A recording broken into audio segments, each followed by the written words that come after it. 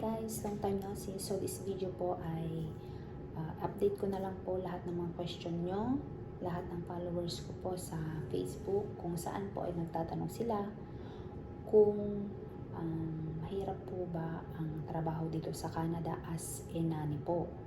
So kung galing po kayo sa Hong Kong, sa Singapore, sa Taiwan, at saka sa iba't ibang bahagi po ng mundo, kung saan po ay kayo po ay helper na, kasi ako po ay isang domestic helper, 6 years domestic helper in Hong Kong.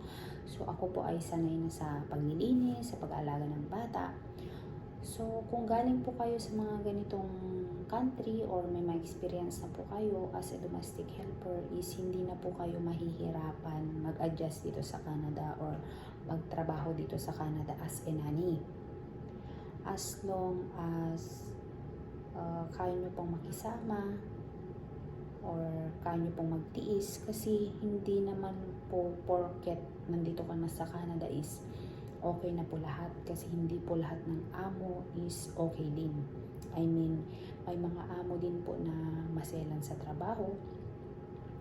You need to clean every day, ganyan po. Pero yung mga amo po dito po sa Canada is hindi po sila ganun ka-arte sa paglilinis. Kung andyan po yung alaga ko, dapat nakatutok lang ako sa alaga ko, guys. Walang linis, walang luto. At saka dito, guys, yung mga amo dito, hindi sila yung palautos yung bigyan mo ako ng kape, bigyan mo ako ng tubig. Hindi po. Kasi parang nasanay na din po sila dito sa Canada na independent, na kumukuha sila, nagluluto sila ng breakfast, ng dinner. Kasi mga amo ko, guys, is sila po yung nagluluto ng aming dinner dito sa Canada. So, ang masasabi ko lang po is depende rin po sa inyo kung paano po kayo mag-adjust or paano po kayo makisama sa mga amo. Pero sure po, sure ball yan na pag galing kayo sa Hong Kong, sa mga Asian country, guys, madali na lang po pag nandito na kayo sa Canada. Parang training ground nyo na lang po sa Hong Kong. May experience sa'yo, guys. Ay nako, mas madali na lang po ang trabaho dito sa Canada, kasi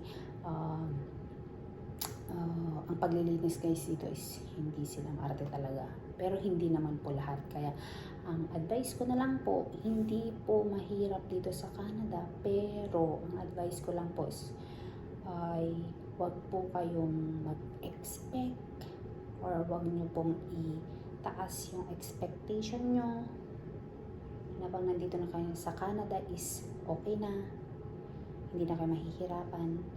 Mas maganda na lang, guys, na parang pagdating nyo dito, isipin nyo na lang magtratrabaho ako. Kasi yun naman po yung pinuntahan natin dito sa Canada, magtrabaho po, hindi po magbulakbol, hindi po kung ano-ano pong gusto nyo, magkilata na lang. Hindi po ganun ang buhay dito sa Canada, guys. So you need also to strive every day. Iset nyo po yung goal nyo. Kung goal nyo pong makapunta yung mga family nyo dito, guys, so ang kailangan nyo dito is sipag. Kailangan nyo dito mag-ipon, mag-double job yun, guys. So ang advice ko lang, guys, don't expect too much, pero masaya ako na malaman kung galing man kayo sa mga Asian country at sanay na po kayong magtrabaho, domestic helper, kahit ano pong trabaho dito.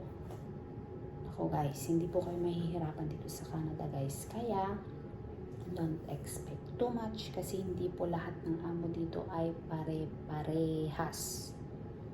So kung gusto nyo talagang makapunta dito sa Canada, magdala pa rin kayo ng pasensya, maraming pasensya, at saka pakikisama po sa mga amo. So yun lang, guys.